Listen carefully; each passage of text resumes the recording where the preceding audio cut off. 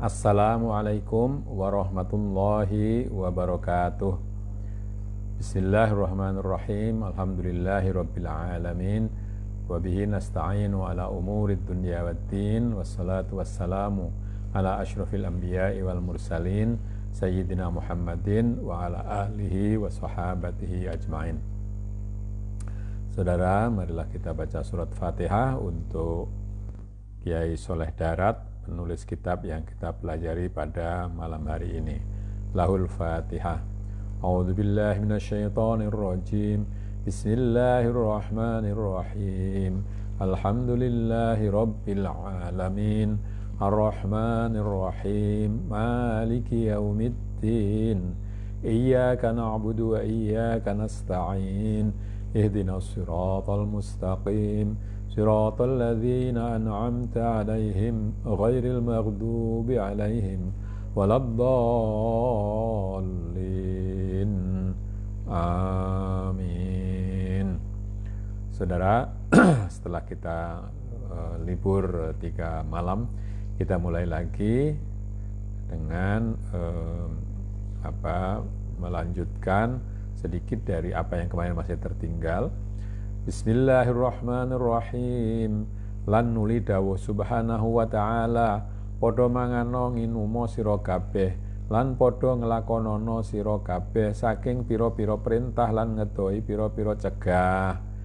Lalu Allah bersabda, makan dan minumlah kalian dan lakukanlah oleh kalian berbagai perintah dan jauhilah beberapa larangan. Tegese mangan nginum kelawan syariat lan ojo gawe rusake bumi atinira kelawan tinggal perintah lan rajang cegah. Artinya, makan minumlah kalian sesuai dengan syariat. Jangan merusak bumi, hatimu, hati sebagai bumi, dengan meninggalkan perintah dan menerjang atau melanggar larangan. Lan ojo adol agama kelawan donya lan ninggal akhirat arah donya, mongko dadi rusak sira kabeh zahir batinira. Dan janganlah kau jual agama dengan dunia dan meninggalkan akhirat demi dunia. Maka kalau kamu lakukan itu, rusaklah dirimu lahir maupun batin. Lalu dilanjutkan dengan ayat berikutnya. Qala ta'ala, wa idh qultum ya Musa lan nasbiru ala ta'amin wahidin fad'u lana rabbaka yukhrij lana mimma tunbitul ardu min baqliha wa kithaiha wa fumiha wa adasiha wa basaliha. Qala tastabdiruna alladhi huwa adna billadhi huwa khair. Ihbitu misram fa inna lakum ma sa'altum wadribat alaihimul dhillatu wal maskanatu wa ba'u bighadabin minallah. Dzalika bi annahum kanu yakfuruna bi ayatillahi wa yaqtuluna an-nabiyyina bighairil haqq. Dzalika bima 'asaw wa kanu ya'tadun. Eling-elingo sira ya Bani Israil nalikane padha ngucap sira kabeh marang Nabi Musa, ya Musa, kula mboten betah sabar saben dinten mangan panganan ing atase werna setunggal, manna lan salwa. Ingatlah wahai Bani Israil, ketika kalian berkata kepada Nabi Musa, wahai Nabi Musa, kami semua tidak tahan lagi, tidak sabar. Setiap hari harus makan dengan makanan satu macam saja, yaitu manna dan salwa, jeli manis dan burung puyuh atau burung dara. Mongko mugi jengan dika suwunaken kula sedaya dumateng pangeran, jengan dika supados andamelaken pangeran ing kula sedaya ing suwiji-wiji saking cecukulane bumi, saking sayuran bumi lan janganan ingkang ana ing dalam bumi, lan krai lan gandum lan kacang ngadas lan brambang keranten kula sedaya asale mboten biasa mangan manna lan salwa. Maka karena kami sudah bosan, tolong Nabi Musa doakanlah pada Allah Tuhanmu di sini katakan untuk memintakan agar dia Allah bisa memberikan atau membuatkan sesuatu dari tumbuh-tumbuhan bumi yang berupa sayuran bumi dan tumbuh-tumbuhan yang ada di bumi seperti mentimun ya, kerai itu mentimun yang besar, mentimun, gandum, kacang, kedelai dan bawang. Karena kami semua tidak terbiasa makan dengan makanan manna wassalwa itu. Mongko nuli ngendika Nabi Musa, ya kaum ana ta padha ngenteni sira kabeh kelawan barang kang bagus sira ganti akan kelawan barang kang ino. Nabi Musa lalu menjawab, wahai kaumku, adakah kalian mau mengganti sesuatu yang bagus dengan digantikan barang yang hina? Krana manna lan salwa iku bagus sabab temurun saking langit lan cukulan bumi iku ino ya. Karena manna dan salwa ini bagus, mulia karena turun dari langit. Sementara tumbuhan bumi itu hina. Ana ta padha gantekaken sira kabeh kelawan barang kang mulya, kelawan barang kang ino. Mongko ta aja mangkono sira kabeh. Apakah kalian ingin mengganti sesuatu yang mulia dengan sesuatu yang hina? Janganlah kalian melakukan hal seperti itu. Mongko ora padha gelem bali kaum kabeh, uga ijih njaluk cukulane bumi. Tapi orang-orang itu ya ngotot ya, tidak mau tidak mau berhenti meminta hasil bumi. Mongko nuli donga Nabi Musa nuwun marang pangirane. Mongko nuli ngendika Allah Subhanahu wa taala, padha muduna lan temuruna sira kabeh ing negara. Ya, Nabi Musa pun lalu berdoa kepada Allah, kepada Tuhannya. Maka lalu Allah berfirman, turunlah, masuklah ke bawah kalian ke kota atau ke negara itu. Nah, artinya kota ya. Mongko ing dalem iku negara apa sak karepira krana barang kang sira karepaken iku maujud kabeh ing dalem negara. Ya, di dalam kota itu kalian bisa menemukan apa yang kalian kehendaki. Karena di situ semua terdapat buah-buahan tadi atau sayuran. Tetapi lamun sira mudhun marang negara mongko den dadekaken sira kabeh kelawan ino lan fakir. Tetapi kalau kalian masuk turun ke dalam kota itu, maka kalian pun akan menjadi hina dan miskin ya. Jadi itu. Nah, tadinya mendapatkan makanan dari langit, sekarang mungkin harus beli, harus bekerja dan seterusnya. Mongko ino lan fakir iku tetep ing atase wong iku kabeh kang mudhun marang negara lan padha bali kaum kabeh kelawan bendu saking Allah Subhanahu wa taala. Maka menjadi hina dan miskinlah atau fakirlah orang-orang itu semua yang masuk ke dalam kota. Dan kaum itu pun kembali dengan kemarahan dari Allah Subhanahu wa taala. Utawi mangkono dadine sabab inolan bendu iku sabab setuhune kaum kabeh iku padha kufur kelawan pira-pira ayati Allah lan padha mateni ing pira-pira ambiya Allah hingga mateni 70 ambiya ing dalem sedina kelawan den kaniaya nabi kabeh, yang menyebabkan mereka hina dan mendapat kemarahan dari Allah itu karena mereka telah kufur ya, mereka tidak mau percaya dengan ayat-ayat Allah, berbagai macam ayat Allah, bahkan mereka membunuh nabi-nabi, sehingga suatu kali pernah membunuh nabi itu sejumlah 70 dalam waktu satu hari, dalam keadaan teraniaya nabi-nabi itu. Utawi dadine mangkono kabeh iku sabab barang kang wis padha duraka kaum lan sabab ana kaum kabeh iku padha nganiaya ing awake dhewe kelawan nglakoni maksiat. Mereka melakukan itu semua karena telah durhaka kepada Allah, dan karena kaum itu semua menganiaya diri mereka sendiri dalam bentuk melakukan maksiat. Jadi melakukan maksiat itu adalah menganiaya diri sendiri. Ya, saya lalu saja ingat salah seorang guru saya, Bapak Masturi ya, guru filsafat saya. Suatu hari saya datang ke rumah beliau 1 tahun sebelum beliau meninggal. Saya datang ke sana, beliau lalu ya biasa kalau ketemu itu selalu berbicara masalah filsafat dan masalah filsafat hidup. Beliau bercerita bahwa kita diberi tubuh oleh Allah untuk dipelihara, untuk dipakai beribadah.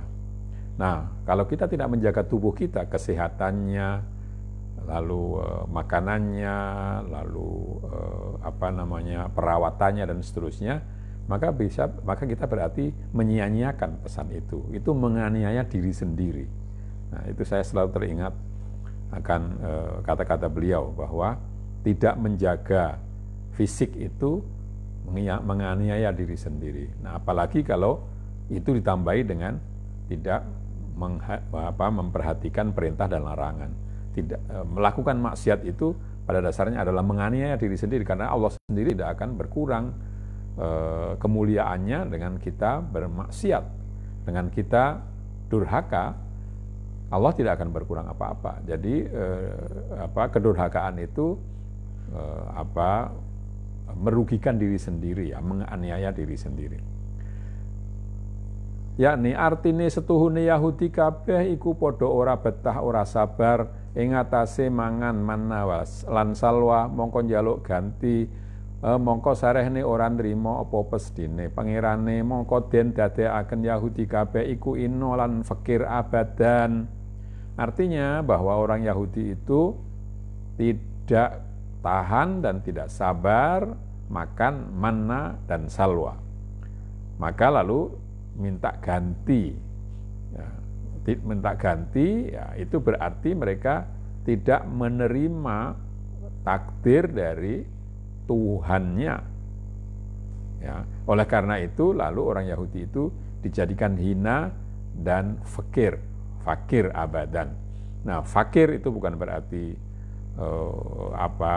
secara harfiah fakir itu orang yang selalu kurang, selalu merasa kurang. Sebaliknya ghani itu orang yang merasa cukup, sebenarnya begitu. Mongko ora ana Yahudi kabeh angin ino lan fakir senajan sugih arta. Nah ini, maka orang Yahudi itu hina dan fakir meskipun kaya harta. Krana saking tamake fid dunya lan saking demene donya, lan tetep Yahudi kabeh kelawan ghadabullah. Ya, kenapa begitu? Karena tamak terhadap dunia dan karena mencintai dunia, serta orang Yahudi itu dimurkai oleh Allah. Utawi sababe oleh ghadab iku sabab Yahudi kabeh padha kufur kelawan pira-pira ayat Allah, tegese kufur kelawan sifate Muhammad sallallahu alaihi wasallam, lan padha ngowahi ayatur rahim kang ono, mungkin ini ayatur rajm ya,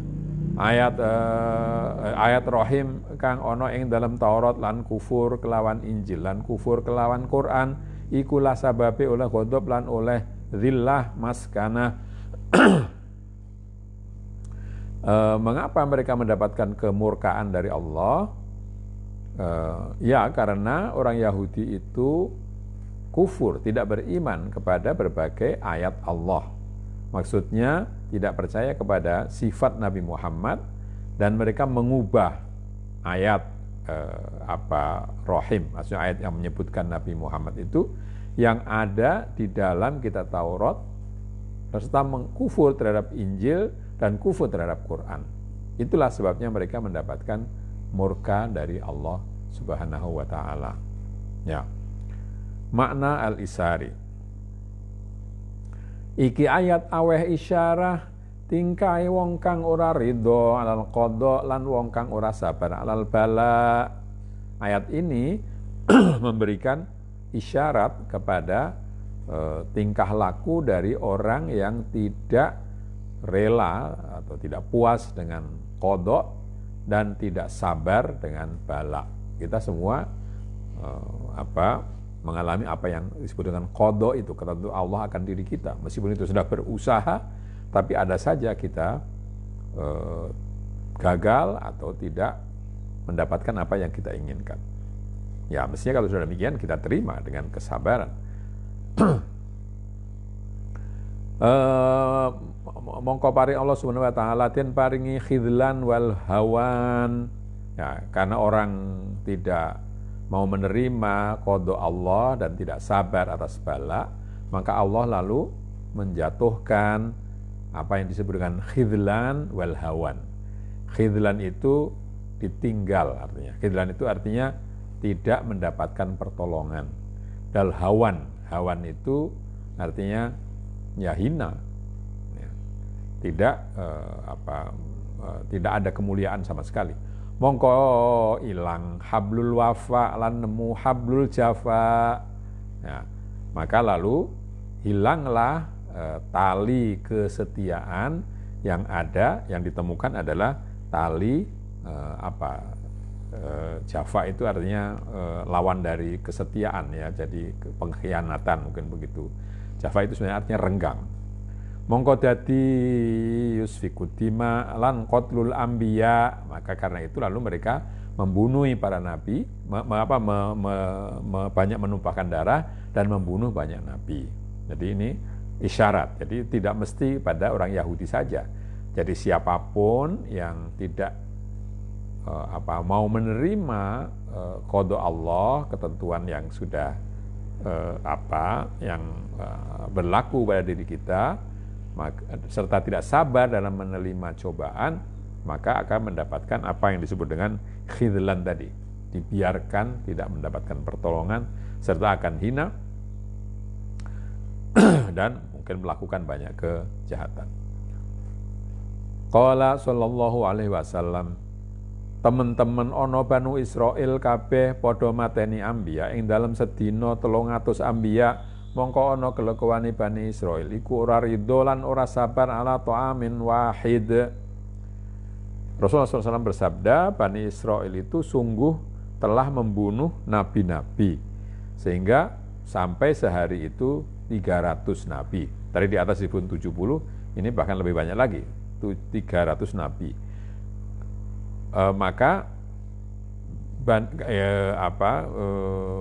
Kelakuan atau tingkah laku Bani Israil itu tidak puas, tidak ridho, dan tidak sabar terhadap satu makanan saja.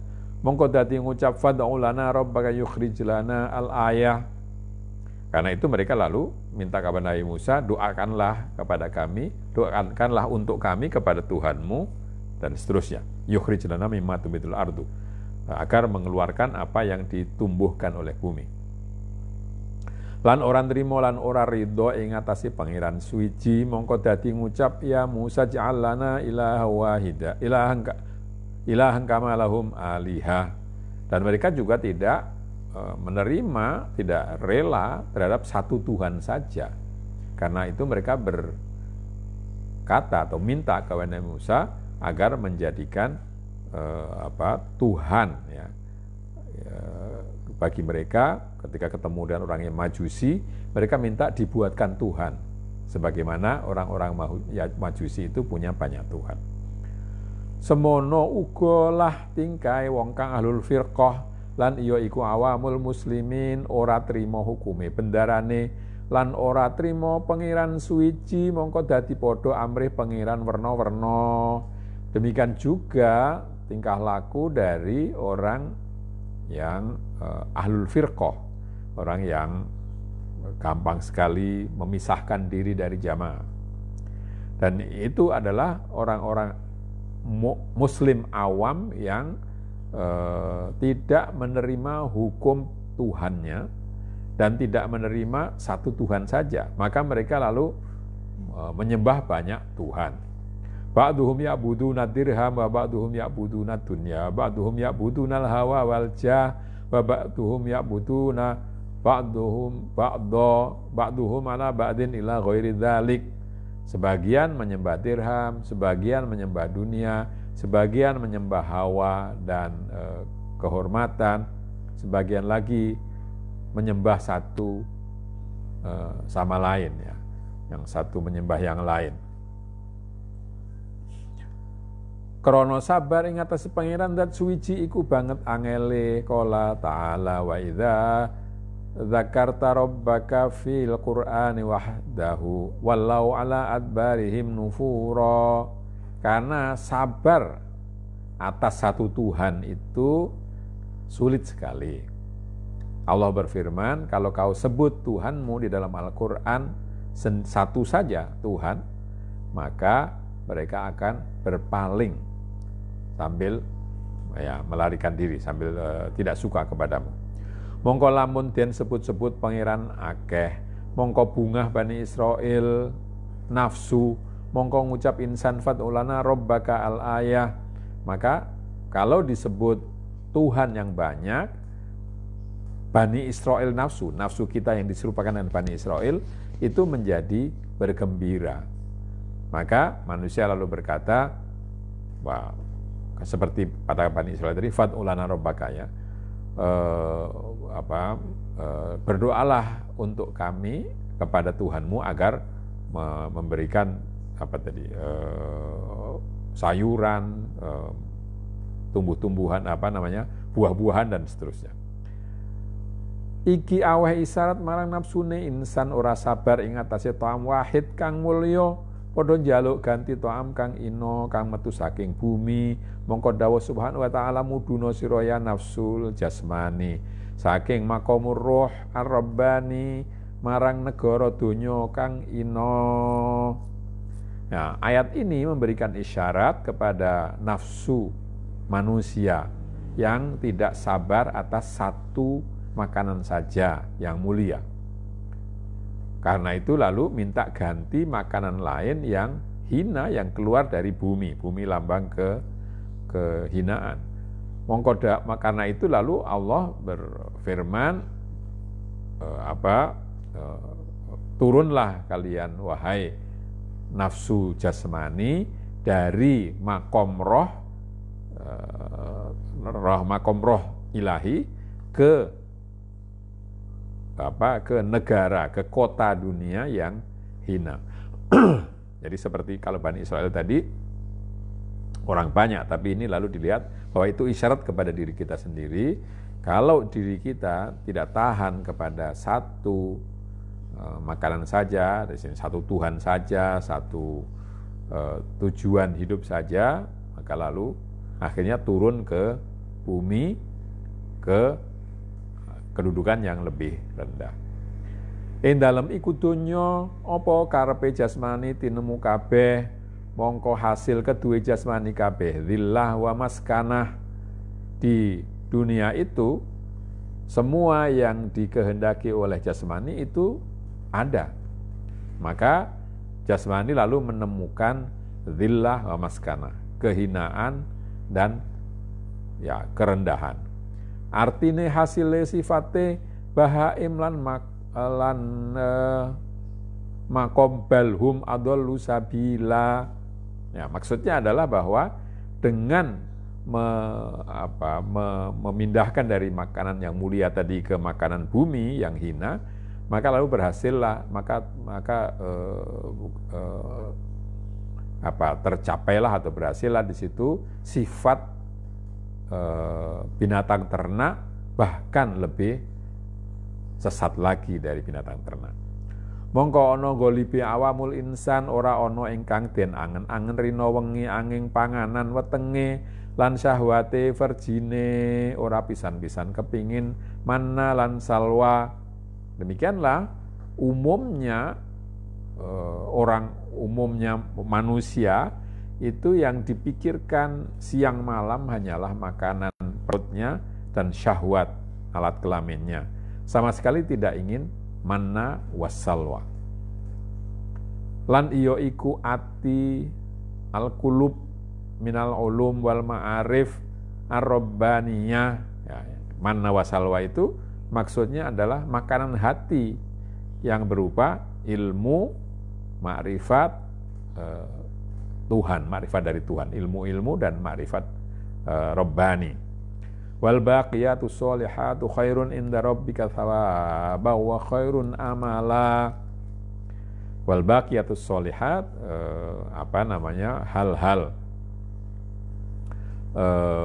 baik yang berumur panjang itu lebih bagus menurut bagi Tuhanmu, lebih baik pahalanya dari Tuhanmu dan lebih baik sebagai satu cita-cita. Nah, wal baqiyatus sholihat ada yang mengatakan bahwa itu adalah lafaz-lafaz tertentu, subhanallah walhamdulillah wala ilaha illallah wallahu akbar. Ada yang mengatakan begitu ya.